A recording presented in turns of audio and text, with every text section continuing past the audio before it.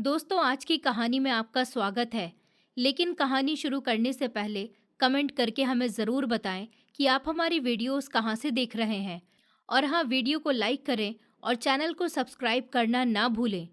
22 साल पहले मैंने जिस बच्चे को अपने गेट से उठाया था, आज उसकी शादी थी और उसकी विदाई के टाइम उसने मेरे कान में एक ऐसी बात कही जिसको सुनकर मैं हैरान रह गई। मेरे पैरों के नीचे से ज़मीन निकल गई। उसने मुझसे कहा कि मुझे उस दिन इस घर के गेट पर छोड़ने वाला कोई और नहीं बल्कि मेरा नाम रिया है। और जब मैं गुजरे हुए कल के बारे में सोचने लगती हूँ तो मेरे चेहरे पर एक मुस्कान होती है, क्योंकि उस समय मुझे ऐसा लगता था कि मेरी ज़िंदगी में किसी भी चीज़ की कमी नहीं है। सब कुछ बहुत अच्छे से चल रहा था। मेरा परिवार बहुत अच्छा था और मुझे कभी ऐसा महसूस ही नहीं होने दिया गया कि मैं इस घर की बहू हूँ, बल्कि मुझे हमेशा इस घर की बेटी जैसा प्यार मिला। मेरे पति का नाम राज था और वो एक बहुत अच्छे इंसान थे, साथ ही एक सफल बिजनेसमैन भी थे। उनका अपना अच्छा खासा काम था और वो सुबह जल्दी घर से निकल जाते थे और देर शाम वापस आते थे। लेकिन चाहे वो कितने भी बिजी क्यों ना हों, मेरे लिए हमेशा समय निकाल लेते थे। उनकी यही बात मुझे सबसे ज़्यादा पसंद थी। मेरे ससुर भी बहुत बड़े बिजनेसमैन थे। शहर में उनका भी काफ़ी नाम था। लोग उनकी बहुत इज्जत करते थे, क्योंकि उन्होंने अपनी मेहनत से इतना बड़ा मुकाम हासिल किया था। लेकिन उनका स्वभाव थोड़ा सख्त था। वो कम बोलते थे और हमेशा अनुशासन में रहने वाले इंसान थे। घर में सभी लोग उनकी बात मानते थे। हालांकि वो बाहर से जितने सख्त दिखाई देते थे, अंदर से उतने ही अच्छे दिल के इंसान थे। वो कभी किसी के साथ गलत नहीं करते थे और हमेशा परिवार की खुशी के बारे में सोचते थे। मेरी सास बिल्कुल उनके उलट थी। उनका स्वभाव बहुत ही प्यार भरा था। वो मुझे अपनी बेटी की तरह रखती थी। सुबह जब मैं उठती तो कई बार वो मेरे लिए खुद चाय बना देती थी और कहती थी कि बेटा, तुम अभी आराम कर लो, इतना काम करने की ज़रूरत नहीं है। उनकी बात सुनकर मेरा दिल खुश हो जाता था, क्योंकि हर लड़की चाहती है कि उसे ससुराल में माँ जैसा प्यार मिले, और मुझे वो प्यार सच में मिला था। मेरा एक देवर भी था जिसका नाम राहुल था। वो पढ़ाई के लिए मुंबई गया हुआ था, इसलिए घर में कम ही रह पाता था। लेकिन जब भी उसका फ़ोन आता तो सबसे पहले मुझसे ही बात करता और हमेशा हंसते हुए कहता, भाभी आप अपना ध्यान रखा करो, ज़्यादा काम मत किया करो। उसकी बातें सुनकर मुझे हमेशा अपने छोटे भाई की याद आ जाती थी, क्योंकि उसने कभी मुझे भाभी नहीं बल्कि अपनी बड़ी बहन की तरह सम्मान दिया था। हमारे घर में प्यार की कभी कमी नहीं थी। हर त्योहार हम सब मिलकर मनाते थे, हर छोटी खुशी को साथ बैठकर बांटते थे। और इसी वजह से मुझे लगता था कि मैं दुनिया की सबसे खुशकिस्मत लड़की हूँ। हमारी शादी को पूरे 5 साल हो चुके थे। समय कैसे निकल गया पता ही नहीं चला। लेकिन इन 5 सालों में एक कमी ऐसी थी जो हर खुशी के बीच कहीं न कहीं मुझे अंदर से परेशान करती रहती थी। और वो कमी थी मेरी खाली गोद की। शादी के इतने साल बाद भी मैं माँ नहीं बन पाई थी। शुरुआत में मैंने इस बात पर ज़्यादा ध्यान नहीं दिया, क्योंकि हम दोनों चाहते थे कि पहले ज़िंदगी थोड़ा संभल जाए, फिर बच्चे के बारे में सोचेंगे। लेकिन जब साल बीतते गए और मेरी गोद फिर भी खाली रह गई, तब मेरे मन में डर पैदा होने लगा। धीरे धीरे रिश्तेदारों के सवाल बढ़ने लगे। कोई पूछता, अभी तक खुशखबरी नहीं मिली। कोई कहता, डॉक्टर को दिखाया या नहीं।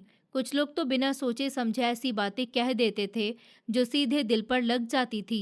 मैं बाहर से मुस्कुरा देती थी, लेकिन रात को अपने कमरे में जाकर अकेले में बहुत रोती थी। मुझे लगता था शायद मुझ में ही कोई कमी है, शायद मैं कभी माँ नहीं बन पाऊंगी। लेकिन ऐसे समय में राज हमेशा मेरे साथ खड़े रहे। उन्होंने कभी मुझे अकेला महसूस नहीं होने दिया। जब भी मैं रोती तो वो मेरे पास बैठ जाते, मेरा हाथ पकड़कर कहते कि रिया, तुम खुद को दोष क्यों देती हो? इसमें तुम्हारी कोई गलती नहीं है। जो ऊपर वाला चाहेगा वही होगा। हमें बस थोड़ा इंतज़ार करना है। मैं तुम्हारे साथ हूँ और हमेशा रहूँगा। उनकी बातें सुनकर मुझे थोड़ा सुकून मिलता था। लेकिन एक औरत के दिल की जो इच्छा होती है माँ बनने की, वो चाह कितनी गहरी होती है, ये शायद वही समझ सकती है जो इस दर्द से गुजर रही हो। मैं हर दिन ऊपर वाले से यही प्रार्थना करती थी कि मेरी झोली भी भर दो। मैं सुबह मंदिर जाती, दीपक जलाती, हाथ जोड़कर रोते हुए दुआ मांगती कि बस एक बार मुझे माँ बनने का सुख दे दो। मैं सोमवार का व्रत रखती मंगलवार को मंदिर जाती, गुरुवार को भी पूजा करती। जहाँ भी किसी ने बताया कि यहाँ मन्नत मांगने से मनोकामना पूरी होती है, मैं वहाँ ज़रूर गई। मुझे सिर्फ एक उम्मीद थी कि शायद किसी दिन ऊपर वाला मेरी भी सुन लेगा। मेरी सास भी मुझे कभी उदास नहीं होने देती थी। जब वो मुझे चुपचाप बैठे देखती तो मेरे पास आकर प्यार से मेरे सर पर हाथ फेरती और कहती कि बेटा इतना मत सोचो, हर चीज़ का एक सही समय होता है। ऊपर वाले के घर देर है, अंधेर नहीं। तुम देखना, एक दिन यही घर बच्चे की किलकारियों से गूंजेगा। उनकी बात सुनकर मेरी आंखों में आंसू आ जाते थे, लेकिन उन आंसुओं में थोड़ा भरोसा भी होता था, क्योंकि उनका प्यार बिल्कुल माँ जैसा था। राहुल भी जब मुंबई से फ़ोन करता तो सबसे पहले यही पूछता, भाभी आप ठीक है ना? फिर हंसते हुए कहता कि आप इतनी टेंशन मत लिया करो, जब मैं वापस आऊँगा तब तक मुझे उम्मीद है कि मुझे अपने छोटे से भतीजे या भतीजी को गोद में खिलाने का मौका मिलेगा। उसकी बात सुनकर मैं मुस्कुरा देती और कहती कि बस तुम्हारी यही दुआ सच हो जाए राहुल। राहुल हमेशा कहता कि भाभी ऊपर वाला सबकी सुनता है, आपकी भी ज़रूर सुनेगा, आप बस अपना ध्यान रखिए। मेरे लिए सबसे बड़ी बात यही थी कि मेरे ससुराल में किसी ने भी मुझे कभी ताना नहीं दिया, किसी ने कभी मुझे ये महसूस नहीं होने दिया कि मैं माँ नहीं बन पाई हूँ। सब लोग मेरा हौसला बढ़ाते थे, सब मुझे प्यार करते थे और यही प्यार मुझे हर दिन टूटने से बचा लेता था। मुझे लगता था कि अगर परिवार साथ हो तो इंसान सबसे बड़े दुख को भी सह सकता है, और मैं भी उसी उम्मीद के सहारे अपनी ज़िंदगी जी रही थी कि शायद एक दिन मेरी ज़िंदगी में भी वो खुशी आएगी जिसका मैं पिछले 5 साल से इंतज़ार कर रही थी। और फिर आखिरकार वो दिन आ गया जिसका मुझे कई सालों से बेसब्री से इंतज़ार था। उस सुबह मेरी तबीयत कुछ अलग सी लग रही थी, मुझे बार बार चक्कर आ रहे थे, हल्की सी कमज़ोरी महसूस हो रही थी और कुछ भी खाने का मन नहीं कर रहा था। पहले तो मुझे लगा कि शायद थकान की वजह से ऐसा हो रहा है, लेकिन माँ जी ने मेरी हालत देखी तो उन्होंने तुरंत कहा, बेटा मुझे लगता है हमें डॉक्टर के पास चलना चाहिए।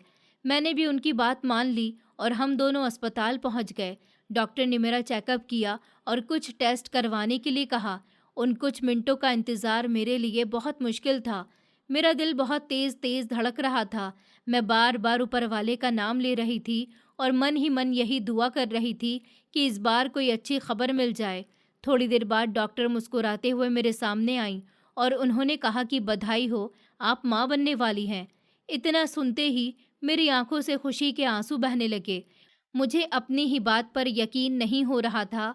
मैंने कई बार डॉक्टर से पूछा, सच में डॉक्टर मैं माँ बनने वाली हूँ? उन्होंने मुस्कुराकर फिर से हाँ कहा और मेरी सारी रिपोर्ट मेरे हाथ में दे दी। उस पल ऐसा लग रहा था जैसे ऊपर वाले ने मेरी सालों पुरानी दुआ सुन ली हो। मैं खुशी से रोए जा रही थी। माँ जी ने मुझे गले लगा लिया। उनकी आंखों में भी आंसू थे, लेकिन वो खुशी के आंसू थे। घर पहुंचते ही मैंने सबसे पहले राज को ये खुशखबरी दी।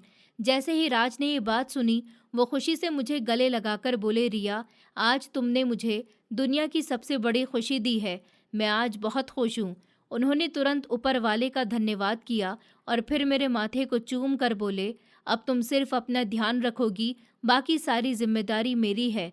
बाबूजी को जब ये खबर मिली तो उनके चेहरे पर भी पहली बार मैंने ऐसी खुशी देखी जो शब्दों में बताना मुश्किल है। उन्होंने कहा, आज हमारा घर सच में पूरा हो गया। माँ जी तो खुशी के मारे बार बार ऊपर वाले का शुक्रिया अदा कर रही थी। वो पूरे घर में मिठाई बांट रही थी, हर किसी को फ़ोन करके ये खुशखबरी सुना रही थी। इतने सालों के बाद हमारे घर में सच में जश्न का माहौल था। हर तरफ खुशियाँ ही खुशियाँ थीं। मुझे लग रहा था जैसे मेरी ज़िंदगी की सारी परेशानियाँ ख़त्म हो गई हैं। ऊपर वाले ने भले ही मुझे इंतज़ार करवाया, लेकिन आखिर मेरी झोली भर ही दी। इसी खुशी में घर पर एक छोटी सी पार्टी भी रखी गई। रिश्तेदार आए, पड़ोसी आए, सब लोग हमें बधाई दे रहे थे।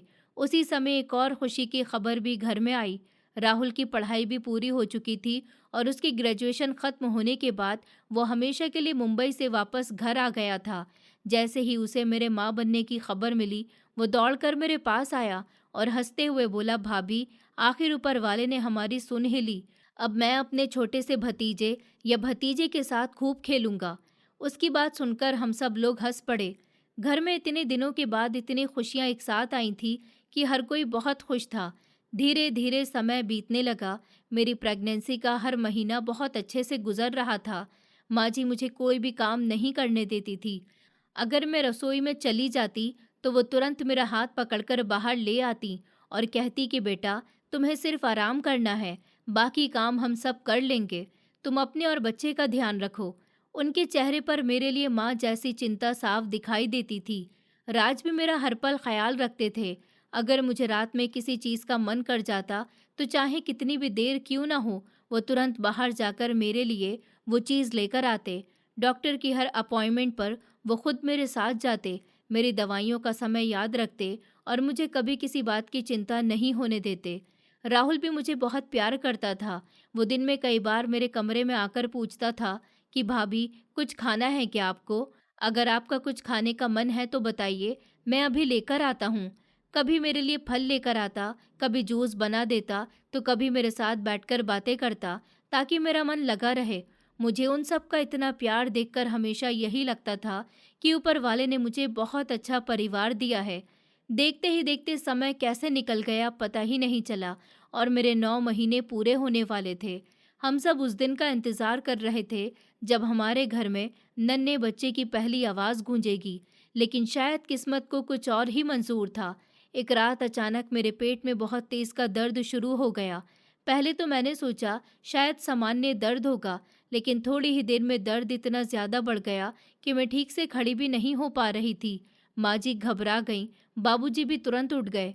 बाहर का मौसम बहुत ख़राब था, तेज़ बारिश हो रही थी, बिजली लगातार चमक रही थी और सड़कें लगभग खाली थीं। उसी समय राज किसी ज़रूरी काम से बाहर गए हुए थे और राहुल भी किसी काम से घर से निकला हुआ था। जैसे ही राज को फ़ोन किया गया, वो बिना एक पल गवाए तुरंत घर पहुँचे। उन्होंने मुझे संभालकर गाड़ी में बैठाया और जल्दी से अस्पताल की तरफ निकल पड़े। रास्ते भर मैं दर्द से तड़प रही थी और राज मेरा हाथ पकड़कर मुझे हिम्मत दे रहे थे। वो बार बार कह रहे थे कि रिया, बस थोड़ा सा और, हम अस्पताल पहुंचने ही वाले हैं, कुछ नहीं होगा, मैं तुम्हारे साथ हूँ। लेकिन शायद किस्मत को ये मंजूर नहीं था। बारिश इतनी तेज थी कि सामने ठीक से दिखाई भी नहीं दे रहा था। अचानक गाड़ी का संतुलन बिगड़ गया और देखते ही देखते हमारी कार सड़क किनारे एक बड़े पेड़ से जाकर टकरा गई। टक्कर इतनी भयानक थी कि जोरदार धमाका हुआ और कुछ ही सेकंड में सब कुछ खत्म हो गया। आसपास के लोग दौड़कर वहां पहुंचे। उन्होंने तुरंत पुलिस और एम्बुलेंस को फ़ोन किया, साथ ही हमारे घर पर भी खबर दी।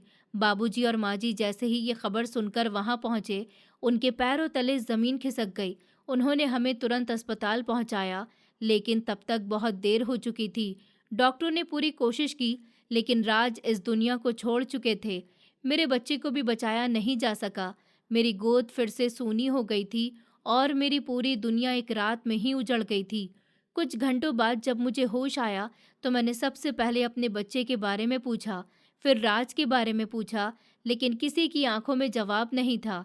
माँ जी फूट फूट कर रो रही थी, बाबूजी चुपचाप सर झुकाए बैठे थे। राहुल की आंखें भी आंसुओं से भरी हुई थी। किसी की हिम्मत नहीं हो रही थी कि मुझे सच बताए। आखिरकार जब मुझे सच्चाई का पता चला तो ऐसा लगा जैसे मेरी सांसें ही रुक गई हों। मैं ज़ोर ज़ोर से रोने लगी, बार बार ऊपर वाले से पूछने लगी कि आखिर मैंने ऐसा कौन सा गुनाह किया था।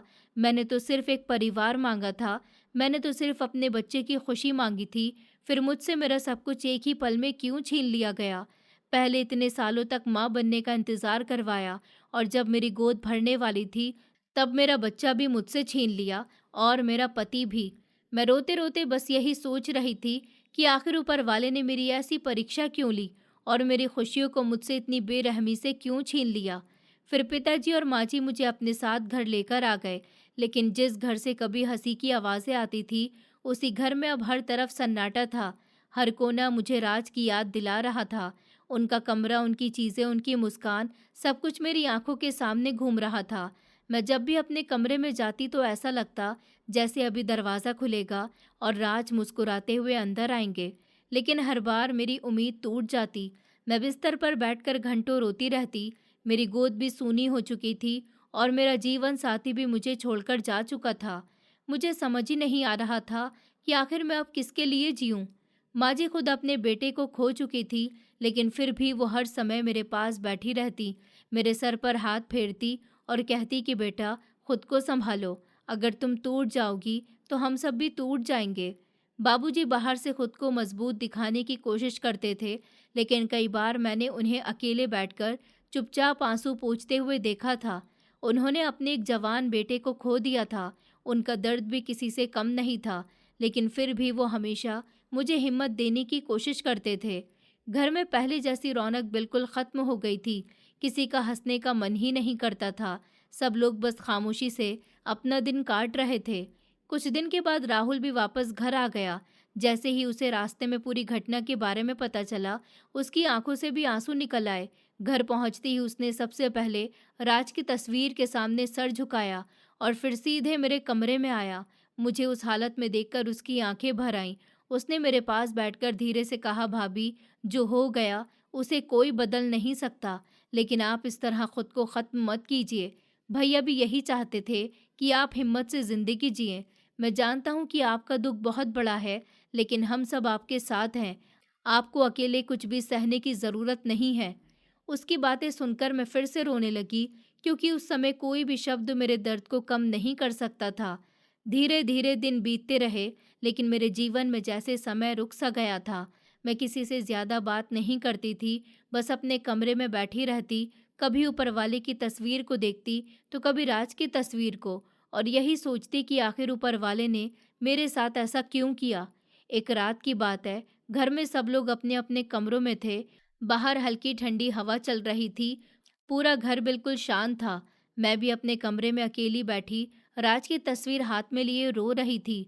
तभी अचानक मुझे किसी छोटे बच्चे के रोने की आवाज़ सुनाई दी। पहले तो मुझे लगा शायद मुझे वहम हो रहा है, लेकिन कुछ देर के बाद फिर वही आवाज़ सुनाई दी। इस बार आवाज़ साफ साफ हमारे घर के मुख्य गेट की तरफ से आ रही थी। मैं जल्दी से उठी और धीरे धीरे बाहर की तरफ गई। जब मैंने गेट के पास जाकर बाहर झांक कर देखा, तो वहां एक बहुत छोटी सी बच्ची कपड़े में लिपटी हुई जोर जोर से रो रही थी। उसे देखकर मेरा दिल कांप गया। इतनी छोटी सी बच्ची इस ठंडी रात में अकेली पड़ी थी, उसके आसपास कोई भी नहीं था। मैंने तुरंत गेट खोला और दौड़कर उसके पास गई। जैसे ही मैंने उसे अपनी गोद में उठाया, उसने रोना थोड़ा कम कर दिया। मैं उसे सीने से लगाकर अंदर ले आई। उसके छोटे छोटे हाथ ठंड से कांप रहे थे। मेरा दिल भर आया। मैं उसे बार बार अपने सीने से लगाए जा रही थी, जैसे पता नहीं कब से मेरा उससे कोई रिश्ता हो। माँ जी और बाबूजी भी बाहर आ गए। उन्होंने मुझे बच्ची के साथ देखा तो हैरान होकर बोले, बेटा, ये बच्ची किसकी है? इसे कहाँ से लेकर आई हो? मैंने आंखों में आंसू लिए कहा, पता नहीं पिताजी, कोई इसे हमारे घर के गेट पर छोड़ गया है। जब मैंने बाहर देखा तो वहाँ कोई भी नहीं था, सिर्फ ये बच्ची अकेली रो रही थी। बाबूजी ने चारों तरफ देखा, लेकिन वहाँ सच में कोई नहीं था। उन्होंने धीरे से कहा, पता नहीं किसकी बेटी है, किस मजबूरी में कोई इसे यहाँ पर छोड़कर गया होगा। तभी राहुल भी बाहर आ गया। उसने बच्ची को देखा और हैरानी से बोला, भाभी, ये बच्ची यहाँ कैसे आई? मैंने वही बात दोबारा बताई। फिर कुछ पल की खामोशी के बाद मैंने उस बच्ची को और मजबूती से सीने से लगाते हुए कहा, नहीं, मैं इसे कहीं नहीं जाने दूंगी। मुझे लगता है ऊपर वाले ने इसे मेरे लिए भेजा है। शायद ऊपर वाले ने मेरी सूनी गोद भरने के लिए ही इसे मेरे दरवाजे तक पहुंचाया है। अब से ये मेरी बेटी होगी, मैं इसे अपनी बेटी बनाकर पालूंगी। मेरी बात सुनकर राहुल थोड़ा सोच में पड़ गया। उसने धीरे से कहा, भाभी, हमें कुछ भी नहीं पता ये बच्ची किसकी है, कहाँ से आई है, इसके माँ बाप कौन हैं। बिना कुछ जाने हम इसे अपने घर में कैसे रख सकते हैं? सबसे पहले पुलिस को खबर करनी चाहिए या पता करना चाहिए कि कहीं कोई इसे ढूंढ तो नहीं रहा। लेकिन उस समय मेरा दिल किसी की बात सुनने को तैयार ही नहीं था। मैंने बच्ची को और कसकर अपनी गोद में लिया और कहा, अगर ये बच्ची इस घर में रहेगी तो मैं भी इसी घर में रहूंगी, लेकिन अगर इसे यहाँ से कहीं भेजा गया तो मैं भी इसके साथ इस घर से चली जाऊंगी। अब मैं इसे खुद से अलग नहीं कर सकती। ये कहते कहते मेरी आंखों से लगातार आंसू बह रहे थे। शायद मैं उस बच्ची में अपना खोया हुआ बच्चा देख रही थी। शायद ऊपर वाले ने मेरे टूटे हुए दिल को सहारा देने के लिए उसे मेरे पास भेजा था। मेरी बात सुनकर पूरे घर में फिर से सन्नाटा छा गया। कुछ पल तक कोई कुछ नहीं बोला। फिर बाबूजी धीरे धीरे मेरे पास आए।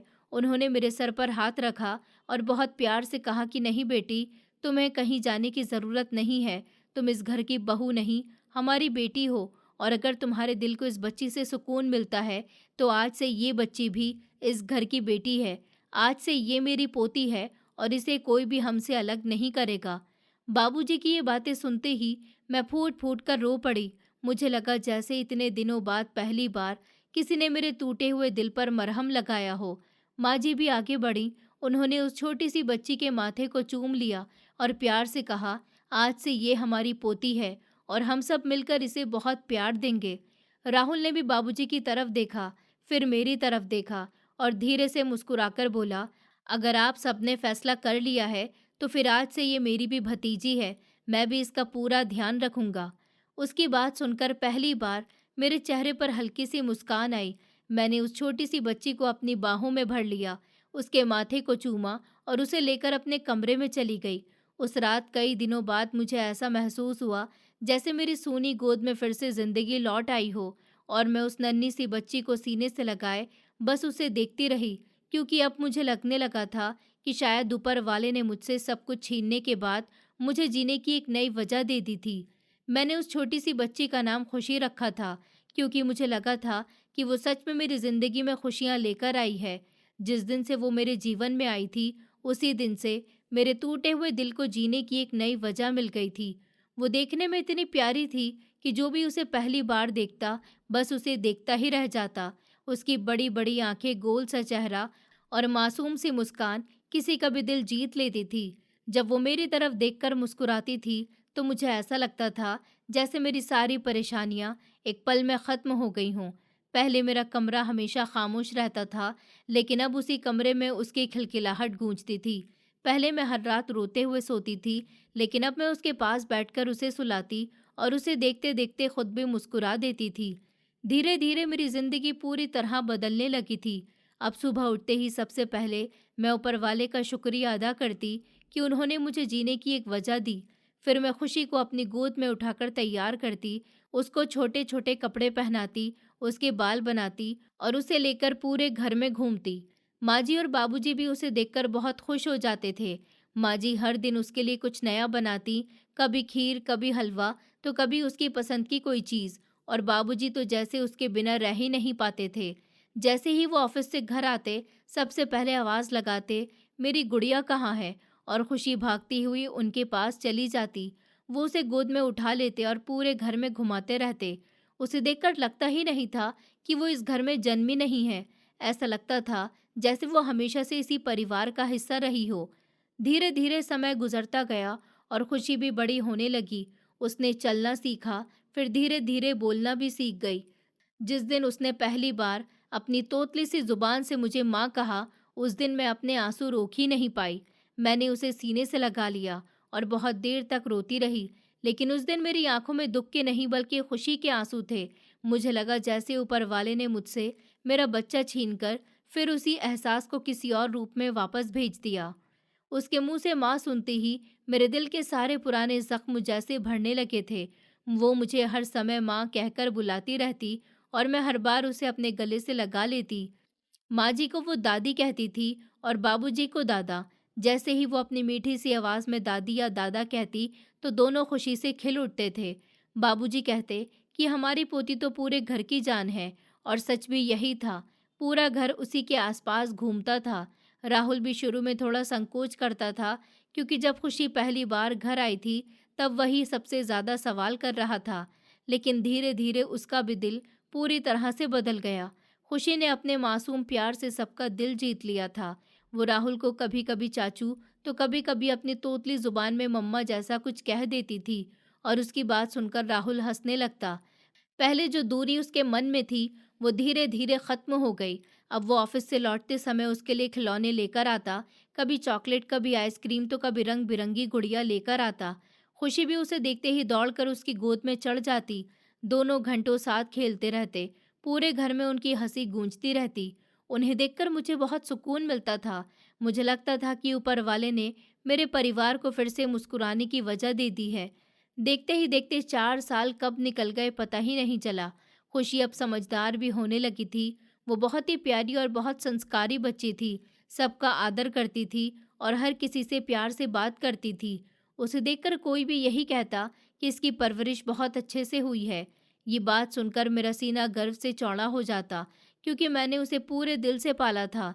मेरे लिए वो सिर्फ एक बच्ची नहीं थी, वो मेरी पूरी दुनिया थी, मेरी सांसों की वजह थी, मेरी हर खुशी उसी से जुड़ी हुई थी। इसी बीच समय के साथ राहुल भी बड़ा हो गया था। अब उसकी शादी की उम्र हो चुकी थी, इसलिए बाबूजी ने उसके लिए एक अच्छे परिवार की लड़की देखी और कुछ समय के बाद उसकी शादी कर दी। लड़की का नाम प्रिया था। शुरू शुरू में प्रिया का व्यवहार बहुत अच्छा था। वो सबसे प्यार से बात करती थी और मेरे साथ भी काफ़ी सम्मान से पेश आती थी।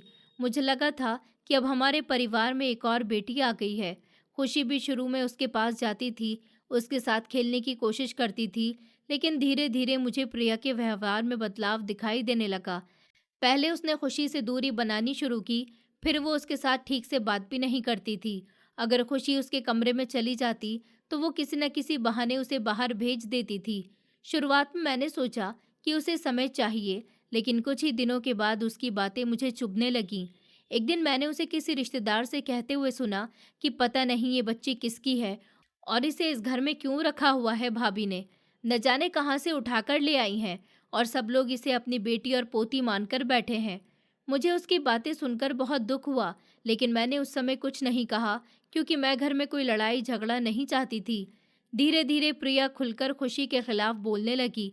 वो कहती थी, ये इस घर का हिस्सा नहीं है, इसका हमारे परिवार से कोई रिश्ता नहीं है, पता नहीं किसका खून है और सब लोग इसे सर पर चढ़ाकर रखते हैं।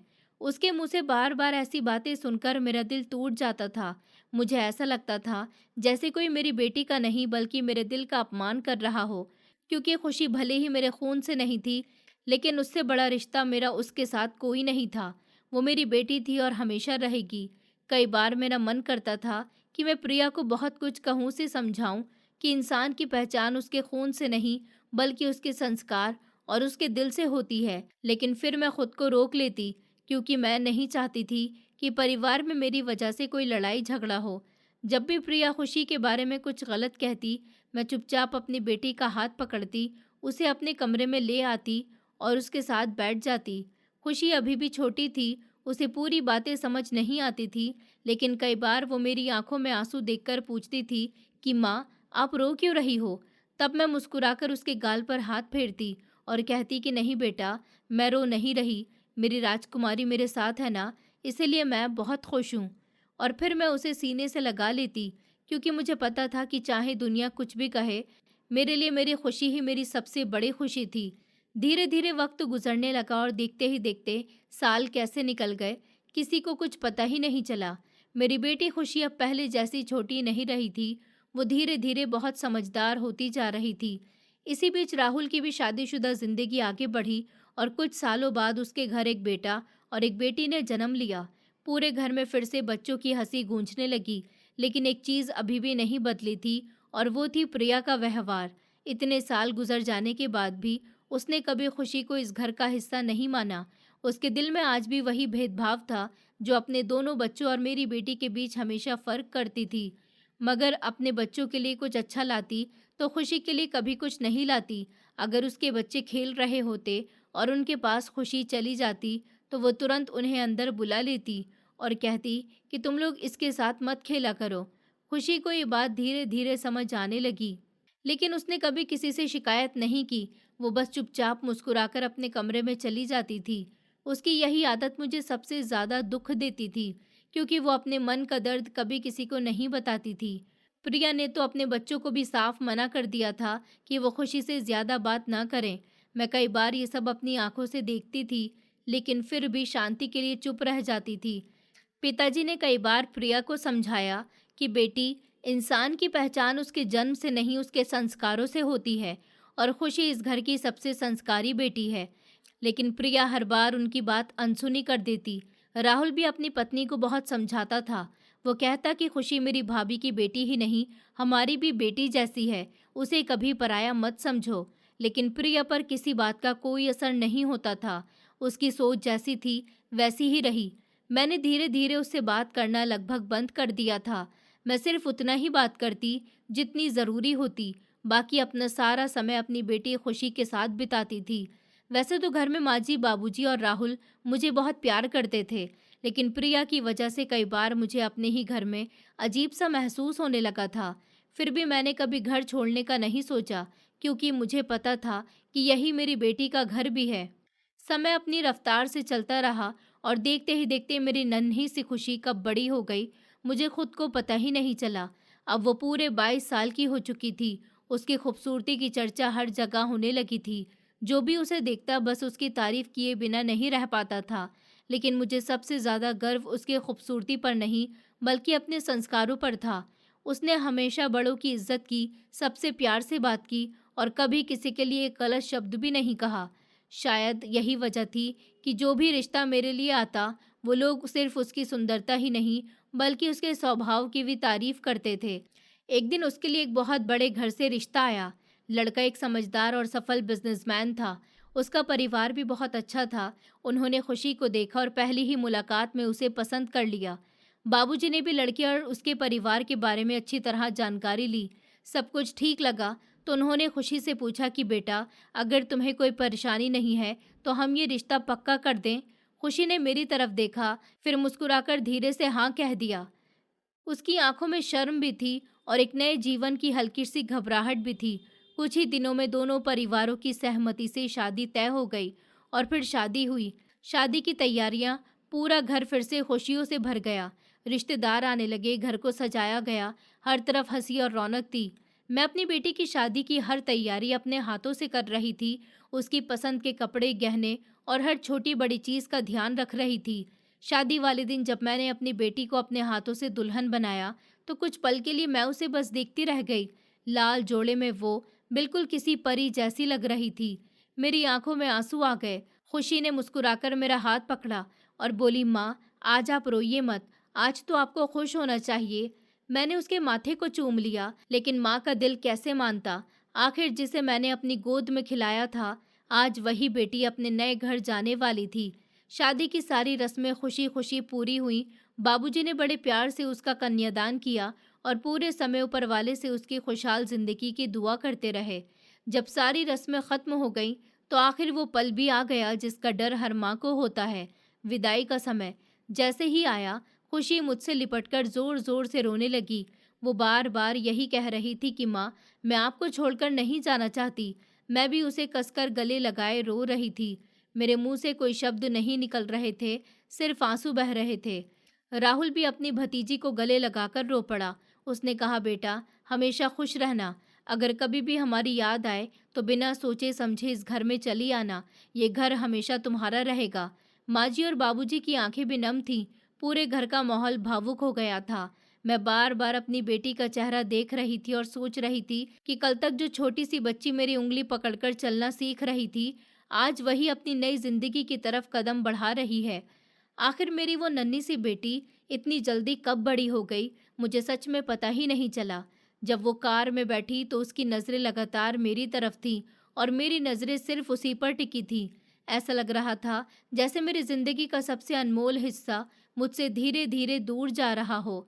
जाते हुए भी वो बहुत रो रही थी, लेकिन जैसे ही उसकी विदाई की गाड़ी आगे बढ़ने लगी, उसने अचानक ड्राइवर को रुकने के लिए कहा और जल्दी से गाड़ी से उतरकर भागती हुई मेरी तरफ आई। उसने आते ही मुझे कसकर गले लगा लिया। मैं भी उसे छोड़ना नहीं चाहती थी, इसलिए उसे अपनी बाहों में भर लिया। मेरी आंखों से लगातार आंसू बह रहे थे। मैं बस ये सोच रही थी कि जिस बच्ची को मैंने एक रात अपने घर के गेट से उठाया था, आज वही इतनी बड़ी हो गई है कि अपने नए घर जा रही है। मुझे ऐसा लग रहा था जैसे मेरी जिंदगी का सबसे प्यारा हिस्सा मुझसे दूर हो रहा हो। तभी उसने मेरे कान के पास अपना चेहरा लाकर बहुत धीमी आवाज में कहा, माँ, मुझे आपसे एक ज़रूरी बात कहनी है। ये सुनते ही मैंने उसके चेहरे की तरफ देखा। उसकी आंखों में आंसू थे, लेकिन इस बार उन आंसुओं के पीछे कोई गहरा दर्द भी था। उसने कांपती हुई आवाज में कहा, माँ, उस रात मुझे इस घर के गेट पर छोड़ के जाने वाला कोई और नहीं बल्कि राहुल चाचा थे, और वही मेरे सगे पिता हैं। उसकी ये बात सुनते ही मेरे पूरे शरीर में जैसे बिजली दौड़ गई। मेरे हाथ पैर कांपने लगे और कुछ पल के लिए मुझे लगा कि शायद मैंने गलत सुन लिया है। मैं उसे बस देखती रह गई। मेरे मुंह से एक शब्द भी नहीं निकल रहा था। उसके चेहरे पर दर्द साफ दिखाई दे रहा था। उसने अपने आंसू पोंछे और बोली, माँ, मैं झूठ नहीं कह रही हूँ। मुझे ये बात कुछ दिन पहले ही पता चली है। मैं आपको सब सच बताना चाहती हूँ। उसने गहरी सांस ली और कहना शुरू किया, माँ, हमारे घर के ऊपर वाले फ्लोर पर जो पुराना स्टोर रूम है ना, मैं कुछ दिन पहले उसकी सफाई कर रही थी। वहाँ एक पुरानी अलमारी रखी थी जिस पर जंग लगा हुआ ताला था। मैंने ऐसे ही उसे खींचा तो वो ताला टूट गया। जब मैंने अलमारी खोली तो उसके अंदर बहुत पुरानी चीज़ों के साथ एक डायरी भी रखी हुई थी। पहले तो मैंने उसे वापस रखने की सोची, लेकिन फिर पता नहीं क्यों मैंने उसका पहला पन्ना खोल दिया। जैसे ही मैंने वो पढ़ना शुरू किया, मेरे पैरों तले ज़मीन खिसक गई। उस डायरी की शुरुआत इन शब्दों से हुई थी कि मैं राहुल हूँ। मैं जानता हूँ कि मैंने अपनी ज़िंदगी में बहुत बड़ा गुनाह किया है और शायद मुझे कभी इसकी माफ़ी नहीं मिलेगी। मुझे सबसे ज़्यादा दुख इस बात का है कि मेरी अपनी बेटी इसी घर में रहकर भी मुझे चाचा कहती है और मैं उसे कभी बेटी कहने की हिम्मत नहीं जुटा पाया। मैं बहुत कमज़ोर निकला। मैं अपने ही डर के सामने हार गया। उसके बाद डायरी में राहुल ने अपनी पूरी कहानी लिखी थी। उसने लिखा था कि जब वो मुंबई में पढ़ाई कर रहा था, तब उसे अपनी कॉलेज की एक लड़की से प्यार हो गया था। दोनों एक दूसरे के साथ बहुत प्यार करते थे। उनका रिश्ता कई साल तक चला। फिर एक दिन वो लड़की गर्भवती हो गई। उसने राहुल से कहा कि अब हमें शादी कर लेनी चाहिए, लेकिन राहुल अपने पिता से बहुत डरता था। उसे लगता था कि बाबूजी कभी इस रिश्ते को स्वीकार नहीं करेंगे, क्योंकि हमारे परिवार की समाज में बहुत इज्जत थी और बाबूजी अपने सिद्धांतों के लिए जाने जाते थे। राहुल को डर था कि अगर उसने सच बता दिया तो उसे घर से निकाल दिया जाएगा।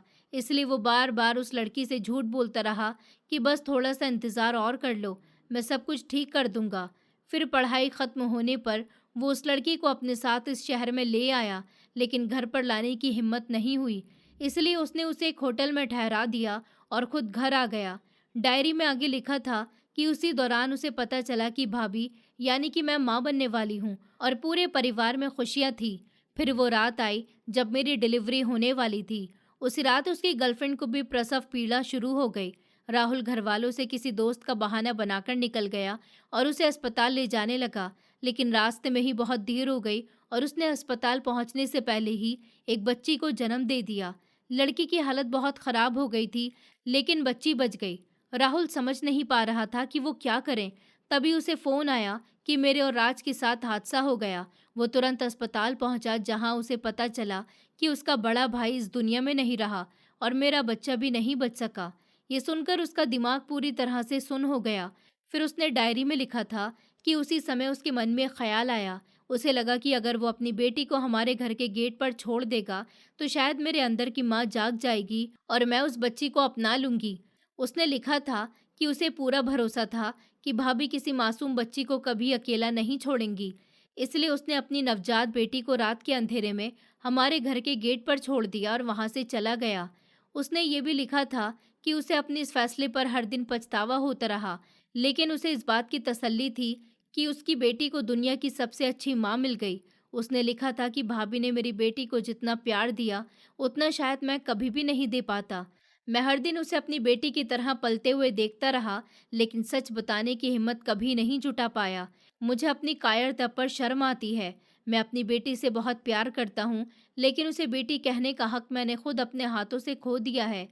अगर कभी ये डायरी उसके हाथ लग जाए तो शायद उसे पता चल जाए कि उसका असली पिता कौन है, लेकिन मेरे गुनाह की कोई माफ़ी नहीं है। खुशी ने रोते हुए कहा, माँ, जब मैंने ये सब पढ़ा तो मेरी पूरी दुनिया बदल गई। मैं समझ ही नहीं पा रही थी कि किस पर विश्वास करूं, इसलिए मैंने डायरी वापस रख दी। लेकिन आज अपनी विदाई से पहले मैं ये सच आपसे छिपाकर नहीं जा सकती थी। उसकी बात खत्म होते ही वहां मौजूद हम सबके पैरों तले जमीन खिसक गई। बाबूजी वहीं पास की कुर्सी पर बैठ गए। उनका चेहरा बिल्कुल सफ़ेद पड़ गया। माँ जी की आंखों से लगातार आंसू बह रहे थे। वो बार बार ऊपर वाले का नाम ले रही थी। मैं खुद बिल्कुल पत्थर की खड़ी थी। मेरे अंदर जैसे कुछ टूट गया था। तभी सबकी नज़र राहुल पर गई। उसका सर शर्म से झुका हुआ था। उसकी आंखों से लगातार आंसू गिर रहे थे, लेकिन उसके पास अपने बचाव में कहने के लिए एक शब्द भी नहीं था। दूसरी तरफ प्रिया और उसके दोनों बच्चे भी एक कोने में खड़े थे। सब सुन रहे थे। पूरे घर में सन्नाटा छा गया था, जैसे किसी ने समय को ही रोक दिया हो। फिर खुशी ने अपने आंसू पोंछे और धीरे से कहा, मैं आज इस घर से विदा होकर जा रही हूँ, लेकिन न जाने ये सच सबके सामने लाना मेरे लिए बहुत ज़रूरी था। अगर मैं बिना कुछ कहे चली जाती तो ये बोझ सारी जिंदगी मेरे दिल पर रहता और कभी मैं खुद को माफ़ नहीं कर पाती। इतना कहकर वो अंदर अपने कमरे में गई और कुछ ही देर के बाद हाथ में वही पुरानी डायरी लेकर वापस आई। उसने डायरी बाबूजी के हाथ में दे दी। बाबूजी ने कांपते हुए हाथों से उसे खोला। जैसे जैसे वो हर पन्ना पढ़ते गए, उनके चेहरे का रंग बदलता गया। उनकी आंखों में गुस्सा भी था, दर्द भी था और अपने बेटे के लिए गहरी निराशा भी थी। उन्होंने डायरी बंद की और बिना एक पल रुके राहुल के पास पहुंचे। अगले ही पल एक जोरदार थप्पड़ राहुल के गाल पर पड़ा। पूरे घर में सन्नाटा छा गया। बाबूजी गुस्से से कांप रहे थे। उन्होंने ऊंची आवाज में कहा, नालायक, तूने आज हमारा सर शर्म से झुका दिया। तूने हमारे पूरे खानदान की इज्जत मिट्टी में मिला दी। मुझे कभी सपने में भी उम्मीद नहीं थी कि मेरा अपना बेटा इतना बड़ा सच हम सबसे छिपा सकता है। मुझे हमेशा तुझ पर गर्व था। मैं लोगों से कहता था कि मेरा बेटा बहुत समझदार है, लेकिन आज पता चला कि तू कितना गिरा हुआ इंसान निकला। अगर तुझसे गलती हो भी गई थी तो एक बार हमारे पास आता, हमें सच बोलता। क्या पता हम नाराज होते, लेकिन उस मासूम बच्चे को कभी ठुकराते नहीं। हम उसे उसी दिन अपना लेते। लेकिन तूने अपने डर और अपनी कमजोरी में एक नवजात बच्ची को रात के अंधेरे में घर के बाहर छोड़ दिया। अगर उस रात कोई उसे उठा ले जाता, अगर कोई गलत इंसान उसे अपने साथ ले जाता और अगर उसे कुछ हो जाता तो उसका जिम्मेदार कौन होता? बोल राहुल, जवाब दे। बाबूजी की आवाज पूरे घर में गूंज रही थी, लेकिन राहुल सर झुकाए खड़ा रहा। उसकी आंखों से लगातार आंसू बह रहे थे। उसके पास अपने किए का कोई जवाब नहीं था। बाबूजी ने फिर गुस्से में कहा, निकल जा मेरी नजरों के सामने से। आज से इस घर में तेरे लिए कोई जगह नहीं है। मैं एक ऐसे बेटे का चेहरा भी नहीं देखना चाहता जिसने अपनी ही बेटी के साथ इतना बड़ा अन्याय किया हो। बाबूजी की बात सुनकर मैं भी अपने आंसू नहीं रोक पाई। मैं धीरे धीरे राहुल के सामने गई। उसने मेरी तरफ देखने की कोशिश की, लेकिन उससे पहले ही मैंने भी उसके गाल पर एक जोरदार थप्पड़ मार दिया। मेरी आवाज़ दर्द और गुस्से से कांप रही थी। मैंने कहा, राहुल, मुझे हमेशा लगता था कि तुम बहुत ही अच्छे इंसान हो। तुमने हमेशा मेरा साथ दिया। तुमने खुशी को भी हमेशा प्यार दिया। लेकिन आज पता चला कि ये सब तुम्हारे गुनाह का बोझ था। तुमने सिर्फ खुद को बचाने के लिए अपनी ही मासूम बेटी को घर के गेट पर छोड़ दिया। कि एक बार भी तुम्हारे दिल में ये ख्याल नहीं आया कि अगर उस रात मैं उसे नहीं उठाती तो क्या होता? अगर कोई उसे बेच देता, अगर कोई उसे नुकसान पहुंचाता, अगर कोई उसे हमेशा के लिए हमसे दूर ले जाता तो क्या तुम सारी जिंदगी खुद को माफ कर पाते? तुमने एक बाप होकर अपनी बेटी के साथ ऐसा कैसे किया? मैंने उसे अपने खून से नहीं जन्म दिया, लेकिन उसकी हर सांस से उसे पाला है। उसकी हर खुशी, हर आंसू, हर मुस्कान मेरी अपनी है। आज ये याद रखना। उससे बात करने की कोशिश भी मत करना। वो सिर्फ मेरी बेटी है। मैंने उसे माँ का प्यार दिया है और वही रिश्ता सबसे बड़ा है। मेरी बात सुनकर राहुल फूट फूट कर रोने लगा, लेकिन अब उसके आंसुओं का कोई मतलब नहीं रह गया था। तभी खुशी मेरे पास आई। उसने मेरा हाथ पकड़ लिया और रोते हुए बोली, माँ, आप बिल्कुल ठीक कह रही हो। मेरे लिए दुनिया में अगर कोई माँ है तो वो सिर्फ आप हो। जिसने मुझे जन्म दिया वो मेरी माँ हो सकती है, लेकिन जिसने मुझे प्यार दिया, जिसने मुझे चलना सिखाया, जिसने मुझे हर दुख से बचाया, जिसने मुझे अपनी जान से ज़्यादा चाहा, वो सिर्फ आप हो। मैं इस आदमी को अपना पिता नहीं मानती, मैं सिर्फ आपको अपनी माँ मानती हूँ। इतना कहकर वो मेरे गले लगकर ज़ोर ज़ोर से रोने लगी। मैंने भी उसे कसकर अपनी बाहों में भर लिया। उस पल मुझे ऐसा लगा जैसे ऊपर वाले ने फिर से मेरा रिश्ता मेरी बेटी से और ज़्यादा मजबूत कर दिया हो। तभी प्रिया भी धीरे धीरे राहुल के सामने आकर खड़ी हो गई। उसकी आंखें भी आंसुओं से भरी थी, लेकिन उन आंसुओं में दुख से ज़्यादा धोखा था। उसने कांपती हुई आवाज में कहा, राहुल, तुमने सिर्फ इस परिवार से नहीं बल्कि मुझसे भी झूठ बोला। तुमने मुझसे अपनी जिंदगी का इतना बड़ा सच छिपाया है। इतने साल तुम्हारे साथ रही और मुझे कभी पता भी नहीं चल सका कि तुम्हारी एक बेटी है। तुमने मुझे धोखा दिया और अपने बच्चों को भी। आज मुझे समझ आ गया कि इंसान की असली पहचान क्या होती है। इतना कहकर उसने अपने दोनों बच्चों का हाथ पकड़ा और बोली, मैं इस वक्त इस घर से जा रही हूँ। मुझे कुछ समय चाहिए, क्योंकि मैं एक ऐसे इंसान के साथ एक पल भी नहीं रह सकती जिसने अपनी ही बेटी को दुनिया के भरोसे छोड़ दिया था। अगर तुम अपनी सगी बेटी के नहीं हो सके तो किसी और के क्या होगे?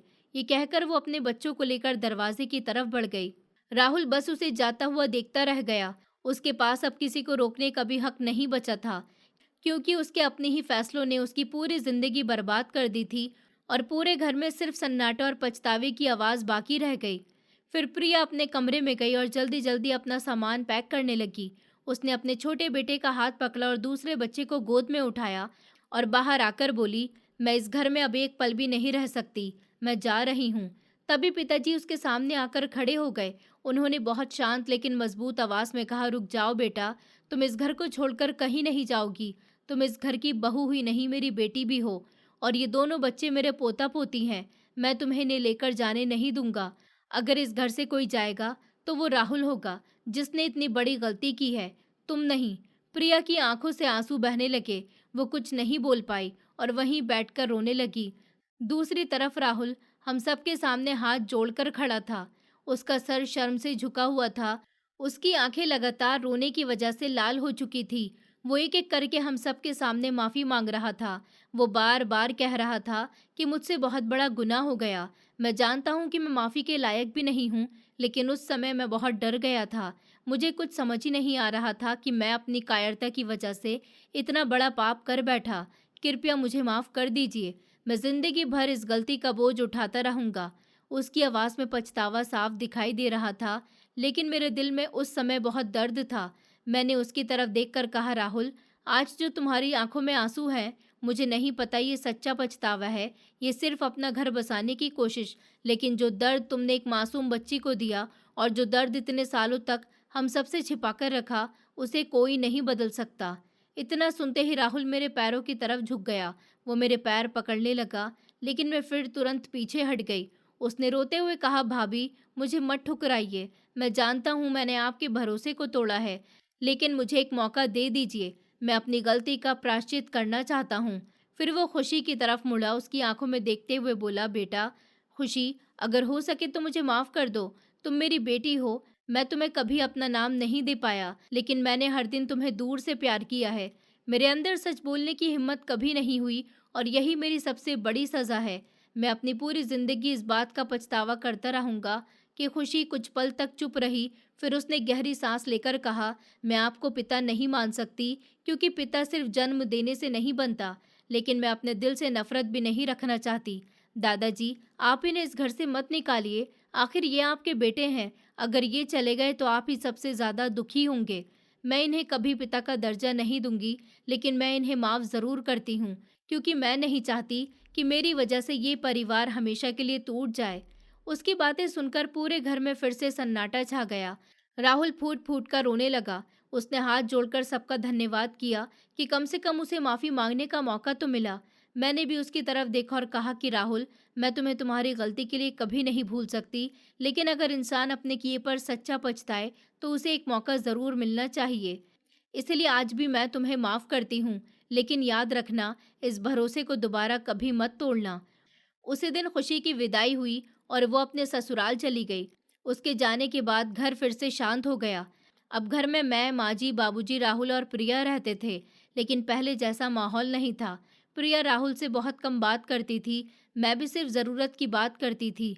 बाबूजी तो कई दिनों तक राहुल की तरफ देखते भी नहीं थे। वो अपने बेटे से बहुत नाराज़ थे। राहुल हर दिन अपने किए का पछतावा करता था।